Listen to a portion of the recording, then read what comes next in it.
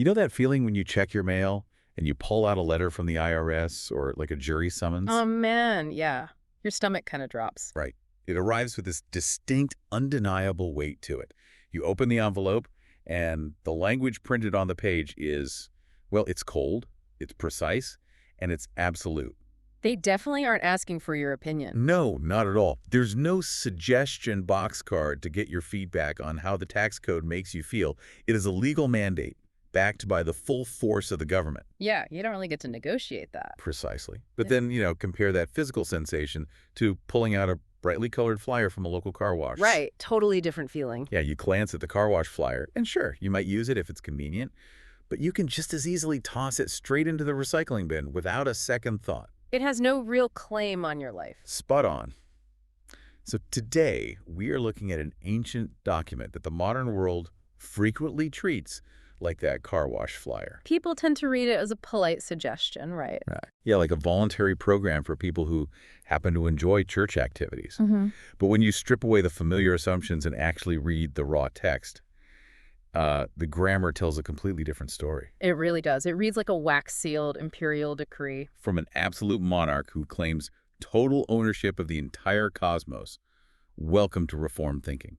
Today we are taking a deep dive into the closing verses of the Gospel of Matthew. Specifically chapter 28, verses 18 through 20. Right, universally known as the Great Commission. We are analyzing source material that treats this text as the sovereign constitution of the Christian mission. And when you look closely at the Greek syntax, it completely reorganizes how you view global history. It really does. So let's jump right in. I think the contrast you brought up between a voluntary suggestion and a sovereign decree, that is the perfect lens for this text. Yeah. Yeah, because we are looking at a cosmic claim that just collides head-on with modern sensibilities. I mean, we live in an era that insists truth is subjective, you know? Oh, absolutely. Everyone has their own personal reality. Right, and authority is seen as something you negotiate. But the king, speaking in this passage, declares that his jurisdiction is absolute, universal, and entirely exclusive. There is no negotiation happening on this mountain. None. The authors of our source material argue that if you read these three verses accurately, it forces a complete, ground-up reevaluation of what the church is actually supposed to be doing on earth. It eliminates the idea of the church as, like, a social club. Or a self-help center. It redefines the church as an embassy representing a supreme ruler. So before we even look at the specific words of this decree, we really have to talk about the stage where this event happens. The physical location is huge here. It is, because the geography and the historical timing completely alter the meaning of the command. Set the scene for us. Okay, so we are situated in a very specific 40-day window of history.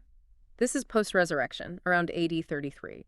And the geography is striking. They are not standing in the capital city of Jerusalem. Which you would expect for a royal decree. Right.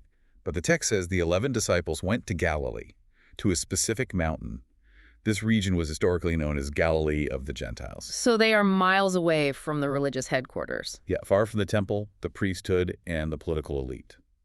And the environment they are operating in is incredibly hostile. I mean, they are essentially outlaws at this point. Totally. You have the Roman Empire, represented by the governor Pontius Pilate, keeping this iron grip on the region through military force. And then you have the Jewish Sanhedrin. Yes, led by figures like Annas and Caiaphas, who are actively suppressing the truth of the empty tomb. In fact, right before this scene on the mountain, the religious leaders had just pulled off a massive cover-up. The bribe with the Roman guards? Yes. The guards who witnessed the angel and the empty tomb went to the chief priests. And the priests gave them a massive sum of money to spread a fabricated lie. They told them to say the disciples stole Jesus' body while the guards slept? Which is insane when you think about it. That is the political and cultural climate. The disciples are legally targeted men, hunted by both the religious establishment and the state.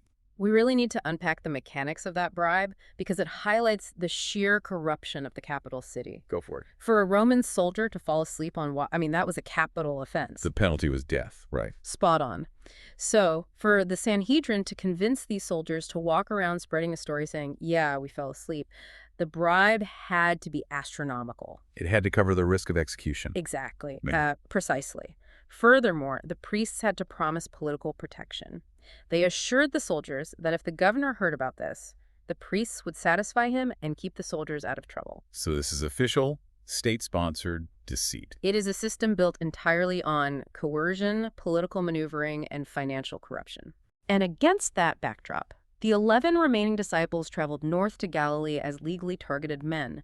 They were physically weak, socially despised, and, let's be honest, they were still recovering from their own massive psychological trauma. Yeah, just weeks prior, they had cowardly abandoned their master during his arrest and trials. Right. Yet it is to this fragile, trembling assembly of fishermen and tax collectors that the resurrected king issues a global mandate. It is such an odd location when you really visualize it. I mean, it is like a new CEO taking over a massive, globally corrupt corporation. Okay, I like this analogy. You would expect the new CEO to give their inaugural address from the executive boardroom in the Manhattan headquarters, right? Sure, surrounded by the press, the board of directors, the elite power players. Yeah. But instead, the CEO bypasses the headquarters entirely. He travels to a remote, rural branch office in North Dakota. Just a total middle-of-nowhere vibe. Yeah. He gathers a dozen low-level blue-collar employees and announces a total hostile takeover of the entire global market. That is such a wild image. Right. You would think, if you've just conquered death itself, you march right into the center of Jerusalem, kick open the doors of the temple, and declare total victory to the very men who crucified you. But he bypasses them entirely and goes to a mountain in Galilee. So why? How does standing on a rural mountain actually address the corruption in Jerusalem? Well, the sources point out that bypassing Jerusalem is a massive theological statement. The new CEO, in your analogy, goes to the rural branch because the headquarters is structurally compromised beyond repair. Oh, wow. It's unfixable. Right. Christ does not need to validate his authority by standing in the physical temple or negotiating with Annas and Caiaphas. By issuing the decree in Galilee, he actively subverts their fraudulent, bribe-based authority. Truth doesn't need the endorsement of a corrupt capital to be true. Spot on. He outflanks them completely. The authors of our text point out that this geographic shift signals a massive redemptive historical pivot. What do they mean by that? Well, for centuries, the biblical model was centripetal. The nations of the earth were expected to look toward a physical center. The geographic temple in Jerusalem was the locus of worship. So the idea is that all the nations would flow inward to that center. Yeah. But on this mountain in Galilee, the model shifts to become centrifugal. Outward moving. Yes. The center is no longer a physical building in the Middle East. The center is the resurrected Christ himself. And the church is now authorized to flow out into the nations. That outward flow completely breaks the old geographic boundaries. And, there's a literary structure here that the authors bring up, which I find fascinating. The structure of Matthew's gospel. Yeah. So the Gospel of Matthew is organized around 5 major discourses, or like teaching blocks. You have the Sermon on the Mount, the missions discourse, the parables of the kingdom, the discourse on church administration, and the Olivet discourse. Right, which parallels the 5 books of Moses. Yes, the Pentateuch. It presents Jesus as the ultimate prophet. But this final scene on the mountain is not a 6th discourse. It acts as the climax. Yes, the grand climax of the entire book. The author of the gospel creates a perfect literary bracket, which scholars call an inclusio. Oh, I love this part. It's so cool. The entire narrative begins in chapter 1, verse 23, with the prophetic promise of Emmanuel. Which translates to God with us. And then the gospel ends right here in chapter 28 with the explicit promise, I am with you always. The structure is just brilliant. The entire historical record of his life, death, and resurrection is sandwiched between the promise of his divine presence. It sets the perfect foundation for the decree itself. It does. And if the stage is set away from the corrupt capital, we have to look at the opening line of the mandate. Right. The king speaks. And the first thing he establishes is absolute jurisdiction. The text reads, "All authority has been given to me in heaven and on earth." The source material spends a huge amount of time analyzing the specific Greek vocabulary used here. Because the word for authority is exousia. Yes. And the authors draw a massive distinction between exousia and another common Greek word, dynamis. And that is not just some trivial semantic debate. It changes the entire application of the text for the listener. I want to make sure you, the listener, grasp this distinction clearly. If I understand the sources right, dynamis refers to raw physical muscle. Right, kinetic energy or forceful capacity. It is where we get the English word dynamite. Right. Exousia, on the other hand, means legal, executive right, or jurisdiction. It is a matter of legitimacy. Do you have a good way to picture that? Yeah, so to put this in a modern context, consider the difference between a man in a dark alleyway holding a weapon and demanding your wallet versus an elderly judge sitting behind a bench. Okay, I see where you're going. The judge bangs a gavel and issues a legal ruling. Now, the man in the alley has dynamis. He has the physical leverage and the forceful means to make you hand over your property. But he has zero legal right to do so. Exactly. Right. His actions are entirely illegitimate. The judge, however, might be 80 years old and physically frail. He lacks dynamis in a physical sense. But when he issues that ruling, he possesses exousia. Yes. He has the backing of the entire state apparatus, the legal code, and the executive right to freeze assets, sentence a criminal, or pardon a captive. That analogy isolates the difference so well. The man with the weapon exercises illegitimate force. The judge exercises legitimate jurisdiction. Right. Our sources point out that in ancient Greco-Roman papyri, like the famous Oxyrhynchus papyri discovered in Egypt, the word exousia was used to designate an absolute imperial proxy. Oh, wow. So everyday legal documents from the ancient world use this word? Yes. When a governor or a military commander was granted exousia by the emperor in Rome, it meant they carried the full legal weight of the empire. So when Christ stands on that mountain and says, all exousia has been given to me, he's not simply bragging that he's physically stronger than the Roman legions. Not at all. He's issuing a legal declaration. He possesses the absolute judicial right to govern the cosmos. That is staggering. There is not a single square inch of the universe, visible or invisible, over which he does not hold legitimate executive sovereignty. You know, the text also uses a very specific verb tense here. It says, all authority has been given to me. Right, in Greek, that is idothe. Which the authors identify as a divine passive. This means the authority was officially conferred upon the incarnate Son by the Father. It is a legal transaction within the Godhead. Yeah, Christ didn't just seize this dominion through some illegitimate cosmic rebellion. It was granted to him legally. As the reward for his perfect obedience, his suffering, and his atoning work on the cross. And the authors trace this straight back to ancient prophecy, right? They do. They state this moment directly fulfills the vision in Daniel chapter 7, verses 13 and 14. Oh, I love that text. Yeah, the prophet Daniel sees the Son of Man approaching the Ancient of Days. And this Son of Man receives everlasting dominion, glory, and a kingdom so that all peoples, nations, and languages should serve him. So Jesus is looking at these 11 men and claiming to be that specific historical figure, stepping into his rightful inheritance. The fulfillment of Daniel 7 is literally the turning point of human history. The ancient prophetic promise has transitioned into an inaugurated present reality.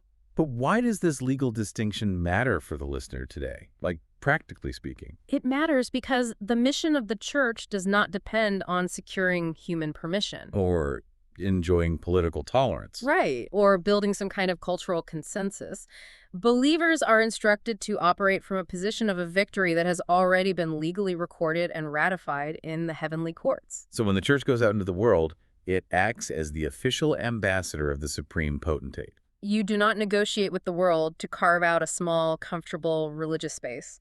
You announce the rightful, pre-existing claim of the king over all creation. That reality completely frees those early disciples and believers in any era, really, from the fear of man. Absolutely. The Roman Emperor Tiberius Caesar and the local governor Pontius Pilate possessed only a highly restricted, temporary, delegated authority. And even that was completely subject to the sovereign rule of the resurrected master.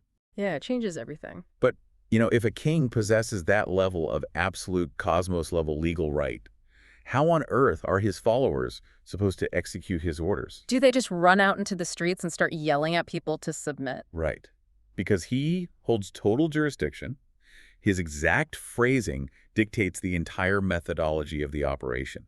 The grammar reveals the strategy. And this brings us to what the authors call this syntactical pivot of the text. Yeah, they provide a Greek syntax tree of the passage. And I have to say, it completely upends how most people read these verses in English. It really does. In a standard English translation, the text reads like a sequence of equal commands. Go, make disciples, baptize, teach. Sounds like a checklist of 4 different activities. But when you strip back the English translation and look at the original Greek structure, there is only one main imperative verb driving the entire sentence. This one. Just one. That verb is methetisete, which translates to make disciples. So all the other actions in the sentence are grammatically subordinate to this one singular command. Yes. The singular focus of that imperative verb is crucial. The authors highlight that methodisate is actually a surprisingly rare word. Really? How rare? It is used only 4 times in the entire New Testament.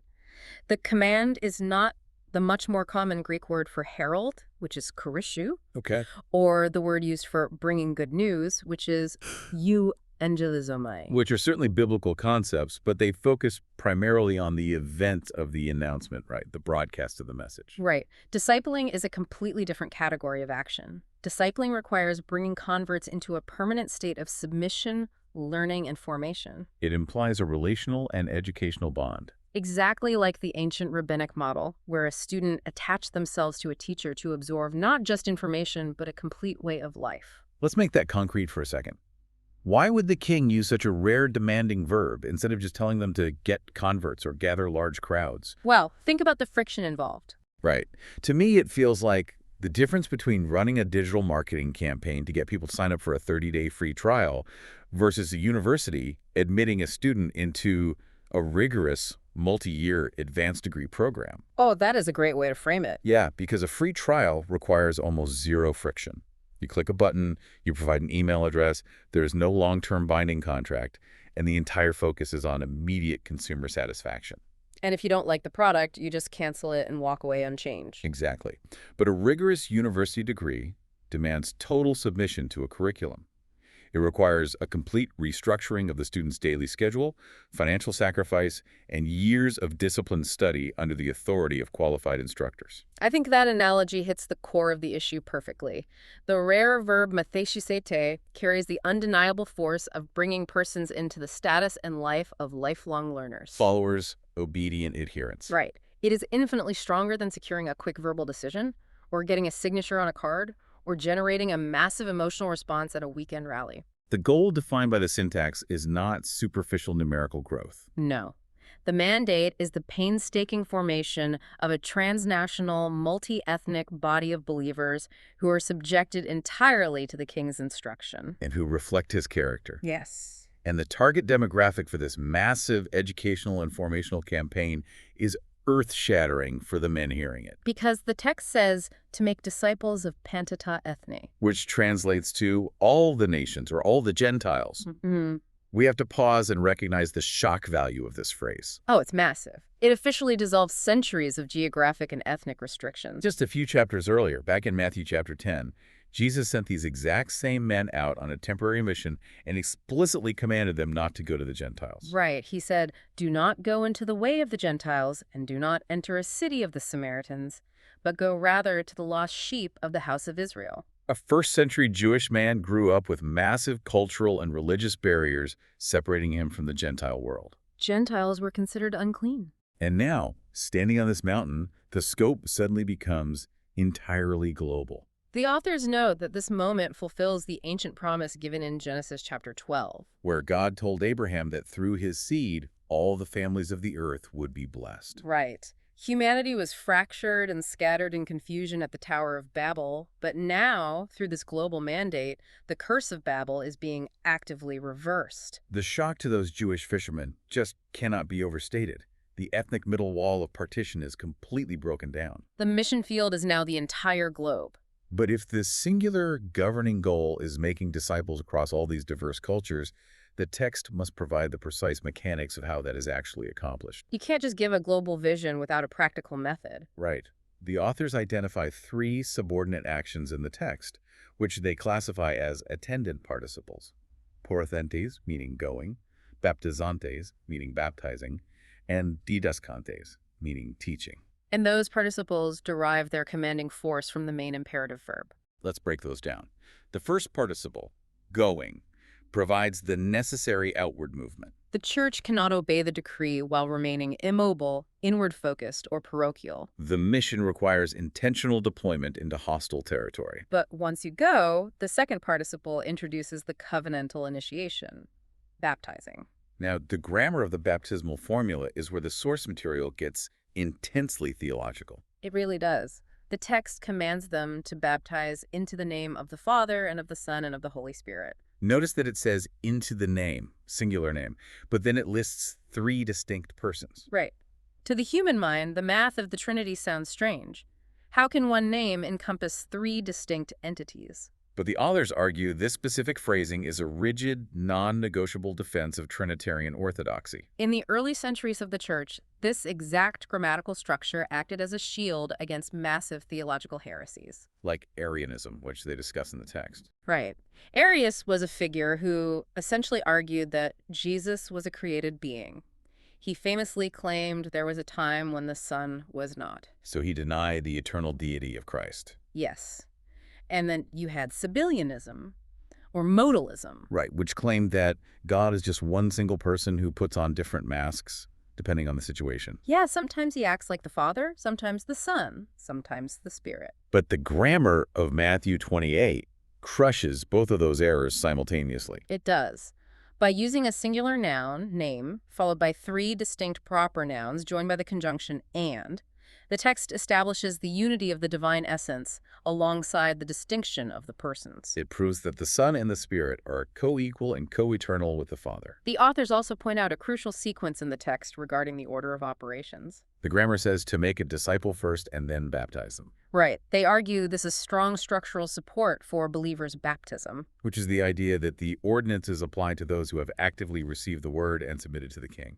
As opposed to theories of automatic generational inclusion, the rigor of this standard prevents local congregations from devolving into devolving into basic social clubs based on cultural heritage. It binds them to a visible, covenantal initiation that requires personal faith. And then immediately following baptism, the text introduces the third participle, teaching. This is where the curriculum is defined. The text specifies teaching them to observe or to guard. The Greek word used here is turin, all things whatsoever I have commanded you. This is not a mandate to share inspiring personal stories. No, or offer general moral principles, or give practical life advice. It is a strict, unyielding command to pass down the entire apostolic doctrine without editing it. Without subtracting the parts that offend the current culture, and without cherry-picking the comfortable doctrines while ignoring the severe ones. The verb turin means to hold firmly, to protect, and to obey, right? Yeah. The entire structure of this final participle demands a lifelong process of sanctification. You are teaching converts to submit their entire intellect and behavior to the commands of Christ. You cannot just teach the comforting sections about love, grace, and forgiveness, and then conveniently skip over the rigorous demands of self-denial, judgment, and church discipline. The sources are adamant. The king set the curriculum, and his ambassadors have no authority to edit the syllabus.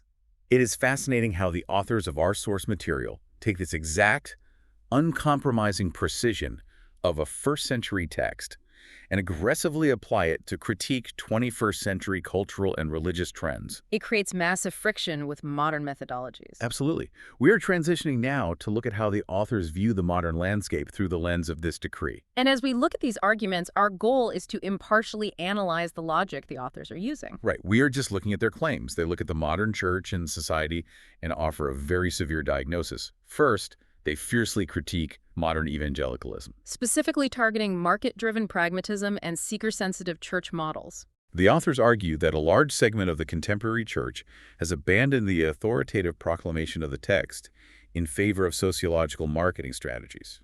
They assert that when church leaders attempt to reformulate the message to suit the passing whims or felt needs of the secular culture, they are directly violating the command to teach all things whatsoever I have commanded. In their view, this pragmatic approach treats the gospel like a consumer product to be packaged, branded, and sold. It turns the pulpit into an entertainment stage designed to hold an audience's attention rather than a desk for legal, authoritative instruction. The sources insist that the Great Commission is not fulfilled by attracting massive crowds of attendees who remain strangers to deep repentance, solid doctrine, and rigorous obedience. The sources also tackle the debate over miraculous sign gifts. Yeah, they take a firm cessationist stance, arguing that gifts like prophecy, tongues, and direct audible revelation ended with the foundational era of the apostles. And the logic they employ is tied directly to the sufficiency of the written word. How so? The authors claim that modern charismatic mysticism and movements advocating for continuing revelation actually pose a direct threat to the discipleship process outlined in Matthew 28. Oh, because if the mandate is to teach the specific commands Christ already delivered, the church does not need modern prophets to provide fresh, spontaneous words. Spot on. The canon of Scripture is viewed as entirely complete and sufficient for training the nations. Furthermore, the authors apply the implications of this global multi-ethnic mandate to several modern societal movements. They explicitly address liberal theology, critical race theory, and the broader social justice movement. The source texts categorize these frameworks as divisive, man-centered philosophies. Their argument is that these secular theories categorize humanity strictly by external markers, historical grievances, and systemic power struggles. And the authors argue this is a fundamental departure from the biblical model of humanity. They assert that the true, lasting solution to human division and ethnic hostility is not secular political activism or sociological restructuring. But rather the supernatural reconciliation provided by the gospel. Right, which unites radically different people into one cohesive transnational body under the absolute jurisdiction of Christ. If we step back and look at the underlying logic connecting all these critiques, it all flows directly from the grammar we analyzed earlier. If the king's authority is absolute, if he holds total exousia, and if the command is a fixed, unalterable mandate to teach all things whatsoever. Right. Then the authors view any human attempt to modify the methodology as an act of treason.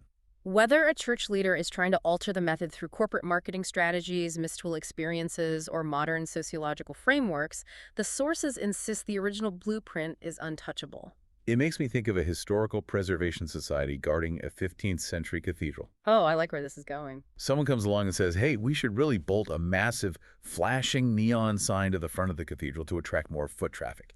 It will boost our numbers. And the Preservation Society absolutely refuses. Right. They insist the structure is perfect as designed, and any attempt to update it for modern sensibilities permanently damages the integrity of the whole building. That analogy perfectly captures the author's protective stance over the methodology. But alongside these theological critiques, the sources bring up a staggering, sobering piece of modern data regarding global apathy. They cite statistics from the Joshua Project, which tracks global evangelization. The data states that 42% of the current global population, which equates to over 3.4 billion individual human beings, remains entirely unreached by this message. They have no access to a local church, a Bible in their language, or a believer to explain the text. The source material uses this immense, crushing statistic to expose what they describe as the selfishness of local church isolationism in the West. The argument is that vast amounts of resources, money, and manpower are spent maintaining local comforts, upgrading buildings, and funding entertainment-driven programs, while billions of people live outside the reach of the king's embassy. That statistic forces a massive confrontation with reality. It really does. When you stack all of this up, the severe, uncompromising demands of the text, the strict, unedited curriculum, the intense hostility of the political and cultural world, and then that massive number of 3.4 billion unreached people, the mission seems completely humanly impossible. Look back at those 11 men on the mountain. They possessed no wealth. They had no political status in Rome. They had no military influence, no media distribution, and no technological advantages. They were being sent out as sheep among wolves, carrying a message that both the Jewish establishment and the Roman Empire considered a deadly threat. How could they possibly succeed? The tension is almost unbearable. And that brings us to the final movement of the text, which resolves this massive tension. The guarantee of Emmanuel. The decree closes with an ironclad promise. I am with you always, even to the end of the age. Put yourself in the psychological state of those 11 disciples hearing that promise. They know exactly what the Sanhedrin is capable of executing. They know the horrific physical reality of Roman crucifixion. They just watched their master endure it days prior. So how does a promise of invisible presence outweigh the very visible physical threat of Roman spears and Jewish prisons? The sources explain that the specific Greek phrase used for end of the age is syntelia to aishnos. The word syntelia does not just mean a generic stopping point. Right, it indicates a joint ending, a full preordained consummation of history. It implies a definite chronological boundary set by the Father. The invisible presence of Christ is guaranteed every single day until that specific historical boundary is reached. And the authors clarify a vital point here. This is not a promise of worldly triumph, physical safety, or material wealth. No, Christ is not promising that the disciples will become rich or that the church will never face political oppression. History proves the exact opposite. Many of those men on the mountain died violent martyrs' deaths. It is a spiritual, covenantal presence maintained through the Word and the internal operation of the Holy Spirit.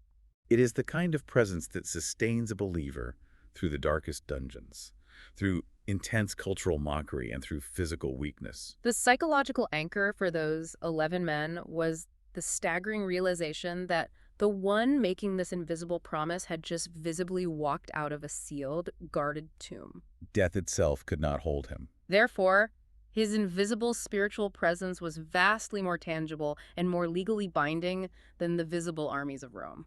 That is the core of the comfort. Human capability inevitably fades. Motivation wanes. Resources dry up. But the king's presence remains constant. The sources insist that the gates of hell cannot withstand this mission, not because the church is inherently brilliant or strong, but because the outcome was predetermined before the foundation of the world. The entire text of Matthew 28 creates a flawless theological bracket. The decree starts with the declaration of universal authority. It then dictates a precise, uncompromising methodology. And it concludes with eternal presence. The authority of the king grounds the mission, the ordinances and the teaching define the mechanics of the mission, and the sustaining presence of the king guarantees the success of the mission. You cannot separate the deep comfort of his presence from the rigorous demand of his command. So, to summarize our deep dive today on Reformed thinking, we have unpacked the massive theological weight of Matthew chapter 28, verses 18 through 20. We stripped away the familiar, polite veneer that modern culture places on this text, and we analyzed a royal imperial decree. We saw that it consists of an absolute legal jurisdiction exousia lawfully granted by the Father to the Son. It issues a singular, unalterable mandate to make disciples of all nations, permanently rejecting the geographic limits of the Old Covenant and reversing the curse of Babel. It establishes the precise mechanics of initiating believers through Trinitarian baptism and teaching the strict observance of the entire apostolic curriculum. Expressly forbidding any edits, subtractions, or pragmatic marketing adjustments. And it concludes with the ironclad guarantee of the resurrected King's sustaining presence until the final consummation of the age. It is a text that does not allow you to remain passive. The sheer scale of the claim demands a response from every person who reads it. And that leaves us with a final thought to ponder, an implication that builds on everything we've discussed today. If the central premise of this text is factually true, that all authority in heaven and on earth legally belongs to this resurrected king right now, then there is absolutely no neutral ground in the universe. Every single aspect of human life, your intellect, your daily vocation, how you spend your financial resources, the media you consume, the way you raise your children, the way you raise your family, it all either actively aligns with this global mandate or it actively resists it. There is no spectator seating in this kingdom. When you look closely at your own daily routines, the habits you form and the priorities you set, whose authority is actually driving your decisions? Are you operating your life under the false assumption that you hold the ultimate jurisdiction over your own time and resources? Or are you living out the reality of that wax-sealed decree from the absolute monarch? Thank you for joining us on this deep dive. We will catch you next time.